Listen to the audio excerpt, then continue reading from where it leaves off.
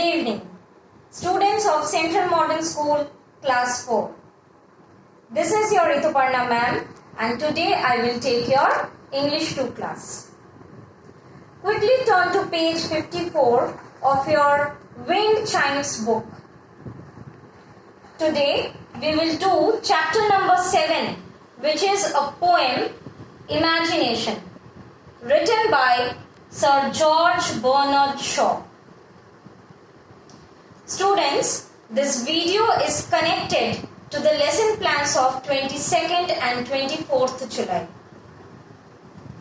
Now, before starting the text, I will ask you to see the meaning of the word imagination, which is ability to create mental pictures or new ideas. I am sure you all imagine either about different places or your favorite characters from different books. Many girls do imagine themselves to dress like Barbie doll or Cinderella. Many boys also imagine themselves to be superheroes like Spider-Man, Batman, and so on. Yes, we do imagine when we are young. But as we grow old, gradually we tend to become more realistic. In this poem, we will find how Sir George Bernard Shaw, who was a famous Irish playwright, lived in a world of imagination and fantasies. So let us open the book and read the poem together. First paragraph. I used to play at pirates and sailed the 7 seas. Then I was a cowboy. These simple things did me please. Students, please see the meaning of the word pirates, which is a person who attacks and robs ships at sea. So in this paragraph, we see that as a boy, the poet used to play the game of pirates and act as if he were sailing in a ship on the 7 seas. And here, 7 seas means 7 oceans of the world. Then he would think he was a cowboy, taking care of the cattle, riding on a horse.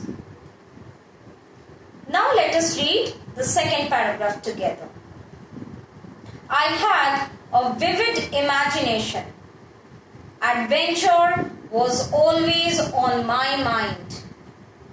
I discovered the joys of reading and escaped the daily grind. Students, let us have a look on some difficult words with their meanings. First is adventure, which is an unusual and exciting experience. Next is daily grind, which means everyday routine. So in this paragraph we can see that the poet had a vivid imagination, and the word vivid means clear. He loved adventure, and many of us also like adventure, right? He used to read books. He enjoyed reading books. So while reading, he would become so engrossed in it that he would forget the hard and dull work of the day. Now, let us go through the third paragraph. Once I lived with the Eskimos in the land of ice and snow. Went hunting and fishing. My fantasy was all aglow. Now students, here you can see the word aglow means glowing. So as I told you, the the poet used to love reading. He used to enjoy reading.